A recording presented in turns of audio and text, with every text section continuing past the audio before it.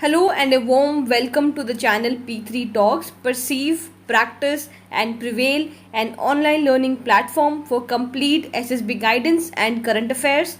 In this video, we're going to talk about what is the difference between G4, G6, G7, G8, G10 countries. Recently हमने news में देखा था USA wants to expand G7 and make it G11 by adding 4 more countries and उन्हीं 4 countries में India भी आता है. तो इस रिस्पेक्ट में ये topic SSB point of view से काफ़ी इंपॉर्टेंट हो जाता है. Issues that are going to be discussed in this video are: first, what is the difference between G4, G6, G7, G8 countries. Second, हम ये देखेंगे कि ट्रम्प क्यों चाहते हैं कि G7 को रीस्ट्रक्चर किया जाए. Third, we are going to see कि रशिया की जो एंट्री है उसको क्यों अपोज किया जा रहा है G7 लीडर्स के द्वारा. Fourth, we are going to see अगर रशिया को बाई चांस एक्सक्लूड किया जाता है G7 कंट्रीज से तो उसका इम्पैक्ट इंडिया पे क्या हो सकता है. अगर इंडिया इंक्लूड होते हैं तो उस पर हमारे ऊपर क्या इम्पैक्ट होगा. Fifth, we are going to see कि चाइना का यहाँ पे क्या व्यू पॉइंट होगा अगर India formally as a member G7 को ज्वाइन करता है. लास्ट में हम देखेंगे कि फाइनली इंडिया को करना क्या चाहिए, हमारे लिए क्या एडवांटेजेस हो सकते हैं, क्या डिसएडवांटेजेस हो सकते हैं G7 ज्वाइन करने के. First let us talk about G4. तो G4 है group of 4 countries: India, Brazil, Germany and Japan. अब ये जो ग्रुप था ये फॉर्म हुआ था इन द ईयर 2005 और इनका एक प्राइमरी एम है. प्राइमरी एम ये है कि चारों ही कंट्रीज़ कहते हैं कि हमें परमानेंट सीट मिलनी चाहिए यूनाइटेड नेशन सिक्योरिटी काउंसिल के अंदर. Now let us see the location of the G4 countries. तो पहले है यहाँ पे आप येलो में दे सकते हैं, ये है इंडिया. इंडिया के अलावा यहाँ पे आप देख सकते हैं Brazil and Japan which is over here and Germany जो कि यहाँ पे है यूरोप के अंदर. तो ये 4 कंट्रीज़ हैं जो G4 कंट्रीज़ को फॉर्म करती हैं. Now let us see the location of the P5 members जो परमानेंट मेंबर्स है यूनाइटेड नेशन सिक्योरिटी काउंसिल के. उनकी लोकेशन देख लेते हैं. तो एक है यहाँ पे यूनाइटेड स्टेट्स ऑफ अमेरिका और 2 है यहाँ पे यूरोप के अंदर. फर्स्ट इज़ यहाँ पे यूनाइटेड किंगडम्स एंड इसके नीचे आपको दिखेगा फ्रांस. तो ये हो गए 2 एंड यहाँ पे आपको एशिया की साइड में 2 दिखेंगे, रशिया एंड चाइना. तो ये 5 कंट्रीज़ हैं जो परमानेंट मेंबर्स हैं UNSC के. Now let's talk about G6. G6 is group of 6 industrialised democracies. इसमें 6 कंट्रीज़ हैं. ये जो 6 की 6 कंट्रीज़ हैं वो काफ़ी ज़्यादा डेवलप्ड कंट्रीज़ हैं. अगर हम इनकी इकोनॉमीज़ की बात करें तो इनकी इकोनॉमीज़ जो हैं वो बहुत ही ज़्यादा एडवांस लेवल की हैं. लेट अस सी कि ये जो 6 कंट्रीज़ हैं कौन सी हैं. तो G6 में जो 6 कंट्रीज़ हैं वो हैं, फर्स्ट वन इज़ यहाँ पे आपको दिखेगा यूनाइटेड स्टेट्स ऑफ अमेरिका. इसके अलावा 4 कंट्रीज़ हैं जो यूरोप की हैं. तो यूरोप को थोड़ा जूम कर लेते हैं. यूरोप एंड यूरोप में आपको यहाँ पे दिखेगा यूनाइटेड किंगडम. इसके अलावा नीचे है फ्रांस. फ्रांस के साइड में है जर्मनी एंड फ्रांस और जर्मनी के नीचे आपको यहाँ पे दिखेगा इटली. तो ये जो 4 कंट्रीज़ हैं ये हैं यूरोप की जो कि G6 का पार्ट है. इसके अलावा other country which is part of G6 is Japan. तो अगर हम टोटल बात करें टोटल आपके 6 कंट्रीज़ हैं. 1 ओवर हियर, एक यहाँ पे है एंड 4 यहाँ पे है यूरोप में एंड एक यहाँ पे है. तो these are forming G6 countries. तो 1976 में क्या होता है, कनाडा वॉज ऑल्सो इन्वाइटेड. तो जब कनाडा को इन्वाइट कर लिया जाता है तो G6 प्लस कनाडा मिलके बन जाते हैं G7 कंट्रीज. तो यू कैन सी यहाँ पे है Canada. Canada is also a quite developed country and its economy is also rising rapidly and that's why it was included. and अब ये ग्रुप है G7.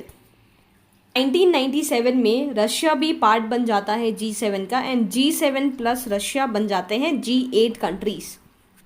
की लोकेशन का हमें बहुत अच्छे से पता है. यहाँ पे आप देख सकते हैं ये वाली जो कंट्री है ये है रशिया. अब यहाँ तक है G8. अब 2014 में क्या होता है, G8 से दोबारा से बन जाता है G7. ये क्यों होता है, because in the year 2014 Russia was expelled as a member. क्यों, because of the annexation of Crimea region of Europe. की लोकेशन का हमें बहुत अच्छे से पता है. यहाँ पे आप देख सकते हैं ये वाली जो कंट्री है ये है Russia. We are very well aware कि जो G8 कंट्रीज़ हैं उनमें 4 कंट्री हैं यूरोप की, यानी कि यूरोप का डोमिनेंस काफ़ी ज़्यादा है G8 कंट्रीज़ में. अब देखते हैं यूरोप का ही एक पार्ट है यूक्रेन. थोड़ा सा इसको जूम करते हैं इस यूक्रेन वाले रीजन को. यहाँ पे है यूक्रेन. अब यूक्रेन में है एक क्रीमिया पेनिनसुला, इसको ऑक्यूपाई कर लिया था रशिया ने. अब क्योंकि Ukraine was a part of Europe, तो जो यूरोपियन कंट्रीज़ हैं उन्होंने काफ़ी ज़्यादा इस चीज़ का ओपोज किया एंड एज अ रिजल्ट जो रशिया की मेंबरशिप थी G8 में वो सस्पेंड कर दी गई एंड कुछ टाइम बाद उन्होंने फॉर्मली G8 को लीव कर दिया था एंड उससे क्या हो गया, अब फिर से G7 बन गया है। स्टोरी ऑफ G7, तो एट प्रेजेंट हम बात करें तो 7 कंट्रीज़ हैं, USA, Canada, UK, France, Germany, Italy and Japan. हम G7 का पूरा हिस्ट्री देख चुके हैं। पहले G6 था, then it became G7, then it became G8, फिर से वो G7 बना, अब फाइनली ये G7 है। It is a group of 7। ये है एक informal block of industrialised democracies. हम ये देख चुके हैं सारी जितनी भी कंट्रीज इसका पार्ट है बहुत ही इंडस्ट्रियली बहुत ज़्यादा आगे हैं, उनकी इकोनॉमीज़ बहुत ज़्यादा एडवांस्ड है। एंड G7 समिट क्या होता है, इट इज़ एन इवेंट जो कंडक्ट होता है एनुअली, जहाँ पे वर्ल्ड लीडर्स आते हैं from the 7 powerful economies of the world. They come together, they discuss issues, they discuss happenings around the globe, and then by mutual understanding also they form policies or figure out on remedies for concerned issues like economic governance, internal security and energy policies. तो काफ़ी ज़्यादा relevance था, I would say. The aggregate GDP of G7 members make up around 40% of the global economy and 10% of the world's population. अब recently क्या हुआ है, जो 46th G7 summit था वो होना था USA में, अब वो पोस्टपोन हो गया है। Now Donald Trump wants to include 4 more countries. वो चाहते हैं कि 4 और कंट्रीज ऐड हो जाएं because according to him he called G7 as a very outdated group of countries जो कि पूरे वर्ल्ड को रिप्रेजेंट नहीं करती हैं and he wants the importance of this group to go up. इसीलिए वो चाहते हैं 4 और countries India, Australia, Russia and South Korea इसको ज्वाइन करें। कि ये जो G7 का स्ट्रक्चर है इसको डोनाल्ड ट्रम्प चेंज क्यों करना चाहते हैं, तो फर्स्ट रीज़न कैन बी जो राइजिंग टेंशन्स है बिटवीन USA एंड चाइना, ये काफ़ी ज़्यादा बढ़ रही हैं। आपने रिसेंटली न्यूज़ में देखा होगा हांगकांग वाला जो केस था, ताइवान में जो हो रहा है एंड जो डोनाल्ड ट्रम्प जो ओपनली ये जो कोविड-19 है इसको चाइनीज़ वायरस बोलते हैं, वुहान वायरस बोलते हैं। तो ये जो सारी सिचुएशन है ये डेवलप हो रही हैं बिटवीन USA एंड चाइना, तो टेंशन्स कहीं ना कहीं बढ़ रही हैं दोनों कंट्रीज़ के बीच में। नाउ अभी इस पर्टिकुलर एरिया में चाइना के डोमिनेंस को कम करने के लिए ये G7 को और ज़्यादा स्ट्रॉन्ग बनाना चाहते हैं। तो ये जो G7 का जो प्लेटफॉर्म है it is being widely perceived as anti Chinese platform. This is one of the reason कि चाइना की जो इकोनॉमी है वो भी काफ़ी ज़्यादा एडवांस्ड है and this is one of the reason कि चाइना को नहीं इंक्लूड किया जा रहा है in the G7 countries. Second thing is जो मेजर ट्रेड और मिलिट्री रिलेटेड एक्टिविटीज़ हो रही हैं वो इंडो पैसिफिक रीजन में हो रही हैं आज के date. So this is the Indo Pacific region यहाँ पे, एंड यहाँ पे आप देखेंगे कि जो G7 कंट्रीज़ हैं यहाँ से सिर्फ जापान उनका एक मेंबर है। अब जो मेजर जो मिलिट्री एक्टिविटीज़ हो रही है, जो ट्रेड एक्टिविटीज़ हो रही है वो इस एरिया में हो रही हैं, तो डेफिनेटली G7 की स्ट्रेंथ बढ़ेगी अगर इस एरिया की कंट्रीज़ और ज़्यादा G7 में इंक्लूड हों, जैसे कि आपका रशिया हो गया या फिर ऑस्ट्रेलिया हो गया या साउथ कोरिया हो गया या इंडिया हो गया। तो ये चारों कंट्रीज अगर G7 को ज्वाइन करते हैं तो डेफिनेटली इंडो पैसिफिक रीजन में भी G7 का डोमिनेंस जरूर बढ़ेगा। नाउ थर्ड रीज़न हो सकता है ग्लोबल रीअलाइनमेंट्स। तो यूनाइटेड किंगडम के बारे में हमें पता है कि उनकी जो ग्लोबल पोजीशन है वो डिक्लाइन हो रही है आफ्टर ब्रेक्सिट, उन्होंने यूरोपियन यूनियन को एग्जिट कर दिया है। One is that. Second is जो अगर हम इटली की बात करें, Italy has slip behind India in terms of GDP, यानी कि इंडिया काफ़ी आगे निकल चुका है इटली से GDP के टर्म में। That is one of the reason कि ग्लोबल रीअलाइनमेंट्स हो रहे हैं। G7 में 4 कंट्रीज और ऐड हो जाती हैं तो it will become G11, but यहाँ पे पॉसिबिलिटी लग रही है कि G10 बनेगा rather than G11 because Russia की एंट्री को अपोज कर रही हैं यूरोपियन कंट्रीज़, जो ऑलरेडी जो G7 मेंबर्स है यूरोपियन के 4 कंट्रीज़, इसके अलावा कनाडा, ये पांचों कंट्रीज़ अपोज कर रही हैं रशिया की एंट्री। रीज़न वही है जो मैंने अभी एक्सप्लेन किया था, क्रीमिया का annexation bye Russia. Another reason is Germany ने अभी ये भी कहा था कि रशिया ने उनकी काफ़ी सारे सर्वर्स हैक किए हैं एंड यूरोपियन यूनियन ने भी बहुत सारे सैंक्शंस लगा रखे हैं रशिया के ऊपर, एंड यूरोपियन यूनियन ने भी काफ़ी सैंक्शंस लगाए हुए हैं सेइंग दैट जो रशिया है वो साइबर अटैक करता है। And this is the reason कि ये जो कंट्रीज हैं उसको अपोज कर रही हैं एंड रशिया की एंट्री G7 में वापस होना बहुत ही ज्यादा मुश्किल है. तो पॉसिबिलिटी ये है कि G10 बनेगा अगर बाकी 3 कंट्रीज ज्वाइन करती हैं. Remember one thing over here, even though India and Russia are not advanced economy, still they can join because there are no formal criteria for membership of these G7 countries. But इतना है कि जो participants होते हैं वो highly developed democracies होनी चाहिए. But then again कोई ऐसा हार्ड एंड फास्ट रूल नहीं है. इसीलिए रशिया ने जब ज्वाइन किया था वो भी कोई एक बहुत ज़्यादा हाईली डेवलप्ड इकोनॉमी नहीं थी, बहुत ज़्यादा हाईली डेवलप्ड डेमोक्रेसी नहीं थी. So in that case India can join easily even though हम कोई बहुत ज़्यादा हाईली डेवलप्ड डेमोक्रेसी नहीं है. अगर हम बात करें साउथ कोरिया एंड ऑस्ट्रेलिया की, तो इनके ज्वाइन करने में कोई इशू नहीं होगा बिकॉज इनके इकोनॉमीज काफ़ी ज़्यादा डेवलप्ड हैं.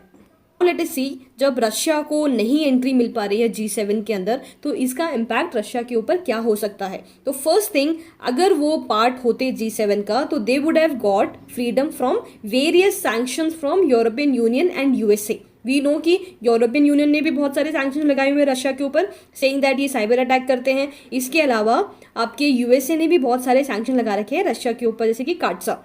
तो अगर वो G7 का पार्ट होते तो डेफिनेटली उनको इन सैंक्शन से रिलैक्सेशन मिल जाता. Second thing, we know due to कोविड-19 and the oil crisis, Russia की जो इकोनॉमी है वो बहुत ही ज़्यादा खराब हालत में है आज की डेट में. तो अगर वो G7 का पार्ट होते तो डेफिनेटली कुछ रिलैक्सेशन उनको मिलता एंड उनकी इकोनॉमी जो है वो रिवाइव हो सकती थी. जो हो सकता है that would be it's exclusion would push Russia towards China, because China भी एक्सक्लूडेड है एंड रशिया भी एक्सक्लूडेड है एंड इंडिया जैसी कंट्रीज यहाँ पे इंक्लूड हो जाएंगी, USA सारी आपके G7 में आ जाएंगी, इट वुड बिकम G10. तो अब कहीं ना कहीं ये पॉसिबिलिटी है कि जो चाइना और रशिया है उनके जो रिलेशनशिप है वो बहुत ज़्यादा स्ट्रॉन्ग हो जाएंगे. What will be the impact on India. अब इंडिया की अगर हम बात करें G7 से अगर G11 बनता, यानी कि चारों कंट्रीज अगर ज्वाइन कर रही होती, India, south Korea, Australia and Russia, तो हमारे लिए ज़्यादा फेवरेबल होता. बट पॉसिबिलिटी तो यहाँ पे डेफिनेटली यही है कि G10 बनेगा अगर बनेगा तो. If Russia was there, it would have been better for India as foreign policies of both the countries, India and Russia are similar. Now अगर हम अकेले ज्वाइन करते हैं G10 को तो क्या होगा, अगर कल को G10 को सैंक्शंस लगाने होंगे रशिया पे तो इंडिया के लिए उस टाइम पे डिप्लोमेसी मेंटेन करना थोड़ा सा डिफिकल्ट होगा, क्योंकि हमारे लिए Russia is a key strategic partner and at world stage पे दोनों की फॉरेन पॉलिसी सेम है. हम अगर पार्ट हो जाते हैं G7 का तो अगर रशिया के ऊपर और सैंक्शन लगेंगे, बिकॉज ऑब्वियसली जो G7 कंट्रीज है उसमें यूरोपियन यूनियन के कंट्रीज भी हैं, USA हैं एंड दोनों ही कंट्रीज रशिया के ऊपर काफ़ी सैंक्शन लगा रहे हैं और अब वो रशिया की एंट्री को भी ब्लॉक कर रहे हैं. तो फ्यूचर में भी डेफिनेटली उनके ऊपर सैंक्शन लगेंगे. तो उस टाइम पे इंडिया के जो रिलेशन है रशिया के साथ वो कहीं ना कहीं खराब हो सकता है. See, how will China view India's acceptance? Even though it's unclear as of now whether these countries are going to get a permanent seat or a temporary one, but still अगर हम ये ऑफर एक्सेप्ट करते हैं, if we become a member of G7 and finally सारी 3 countries join करते हैं, it become G10, तो उसमें चाइना का क्या रिएक्शन हो सकता है. The first thing, if India accepts this membership, it is definitely going to be a provoking thing for China, specially ऐसे टाइम पे जब ऑलरेडी जो टेंशन्स है चाइना और इंडिया के बीच में around the line of actual control वो buildup हो रहे हैं. तो डेफिनेटली ये एक प्रोवोकिंग चीज़ तो ज़रूर होगी. Second thing, China is also going to perceive it as India's closer embrace of US establishment. अब definitely it would give a signal कि USA और इंडिया के रिलेशनशिप काफ़ी ज़्यादा स्ट्रॉन्ग हो रहे हैं. इंडियन जो गवर्नमेंट है वो USA की तरफ अलाइन हो रही है and definitely China is not going to like it because obviously USA has been increasingly hostile towards China and there is a situation building up between China and USA which can turn up to a Cold War. Even though it's unclear as of now whether these countries are going to get a permanent seat or a temporary one, but still let us discuss कि अगर हम G7 को join करते हैं, अगर India join करता है तो हमें क्या फ़ायदे या नुकसान हो सकते हैं.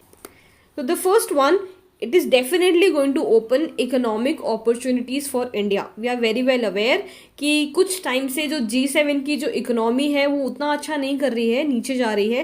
पहले 45% ऑफ GDP था वर्ल्ड की, now it has decrease to 40%. तो डेफिनेटली अगर इंडिया इसका पार्ट बनता है तो India would serve as a market for these countries and India definitely एक अच्छा मार्केट है. तो ओवरऑल जो G10 होगा या G11 होगा whatever, उसका इकोनॉमिकली इम्पैक्ट बढ़ेगा, तो डेफिनेटली इंडिया को फ़ायदा होगा. सेकेंड वन, अगर हम बात करें ये जो G7 कंट्रीज़ हैं, इनमें जो 3 कंट्रीज़ हैं USA, UK एंड फ्रांस, वो already permanent members of United nation security council हैं. एंड ऐसे एक ग्रुप में रहना जहाँ पे ऑलरेडी 3 कंट्रीज जो हैं वो P5 कंट्रीज़ में आती हैं, तो डेफिनेटली ये हमारा जो केस है कि हमें भी परमानेंट सीट चाहिए UNSC में, उसको और ज़्यादा स्ट्रेंथन करेगा. थर्ड, अगर हम G7 कंट्रीज़ को ज्वाइन करते हैं तो this would definitely send a strong message that our foreign policies are not governed by any other country. यानी कि दूसरी कंट्रीज़ का क्या रिएक्शन होगा, चाइना जैसी कंट्रीज़ का स्पेशली क्या रिएक्शन होगा, उसका हम चिंता नहीं कर रहे हैं. इवन दो वी नो कि LAC पे टेंशन्स बिल्डअप हो रही हैं, एंड इस टाइम पे भी अगर हम अपने बेनिफिट के बारे में सोच पा रहे हैं, we are going to think about the economic opportunities that we are going to get, we are going to think about कि कैसे हमारा एक स्टेटस इम्प्रूव होने वाला है अगर हम G7 का पार्ट हैं. ऑलरेडी हम G20 का पार्ट है, but then again economic wise हमें ज़्यादा यहाँ पे अपॉर्चुनिटीज़ मिलेंगी G7 के अंदर. तो this next point is, it can be a trap of USA to remove India's developing country tag. अब कुछ टाइम पहले हमने न्यूज़ में पढ़ा था कि USA चाहता है कि इंडिया का पास जो टैग है डेवलपिंग कंट्री का, उसको हटा लिया जाए, बिकॉज अगेन अगर हमारा ये टैग हट जाता है तो हम बन जाएंगे एक डेवलप्ड कंट्री, और अगर हम डेवलप्ड कंट्री होंगे तो अगर हम ट्रेड करेंगे USA के साथ तो बहुत सारे टैरिफ्स हमारे एक्स्ट्रा लगेंगे जो आज की डेट में हमें नहीं देने पड़ते हैं. तो अगर हम पार्ट हो जाते हैं G7 के, तो अगेन USA के पास एक पॉइंट होगा कि आप G20 के भी पार्ट हैं, आप अब G7 के भी पार्ट बन चुके हैं, तो डेफिनेटली आप एक डेवलप्ड इकोनॉमी है, क्योंकि G7 की तो डेफिनेशन ही यही है कि जो एडवांस्ड इकोनॉमीज़ हैं उनका ये एक ग्रुप है. तो हो सकता है हमारा ये टैग चला जाए, it can be a trap also. तो इंडिया को बहुत ही केयरफुली ये सारे ऑप्शंस वे आउट करने पड़ेंगे कि हमें ज्वाइन करना चाहिए या नहीं करना चाहिए. Next point, whatever balancing that needs to be done should be done so that we can gain economically and strategically. क्योंकि इंडिया ब्रिक्स का भी पार्ट है, SCO का भी पार्ट है, एंड फ्यूचर में G10 का भी पार्ट हो सकती है. तो इसमें हमें क्या करना पड़ेगा, हमें हमारी जो डिप्लोमेसी है उसको मेंटेन करके चलना पड़ेगा. सेकेंड थिंग, इंडिया को अब सेल्फ रिलायंट बनना पड़ेगा. इस केस में जहाँ पे बहुत सारी टेंशन्स हो रही हैं चाइना और USA के बीच में, इंडिया और चाइना के बीच में, इस टाइम पे स्पेसिफिकली इंडिया के लिए न्यूट्रल रहना थोड़ा सा इम्पॉसिबल है. Last point, if India joins the G7 तो डेफिनेटली ये हमारे लिए एक अपॉर्चुनिटी होगा कि हमें ज़्यादा कंसेशन मिलेंगे with regards to the other countries. जो भी मेंबर नेशंस होंगे G10 के, डेफिनेटली आपस में ज़्यादा कंसेशन मिलेंगे, तो हमारे लिए ट्रेड अपॉर्चुनिटीज़ बढ़ेंगी. After the lockdown period, after this COVID-19, जहाँ पे हमारी इकोनॉमी एक बहुत ही ज़्यादा बुरी हालत में है, ऐसी एक अपॉर्चुनिटी हमारे लिए एक बहुत ही अच्छी चीज़ हो सकती है. एंड अगर हम इस अपॉर्चुनिटी का फ़ायदा उठा सकते हैं, अगर हम ट्रेड में बहुत ज़्यादा कंसेशन ले सकते हैं, तो डेफिनेटली हमारी इकोनॉमी को बहुत ज़्यादा फ़ायदा होगा.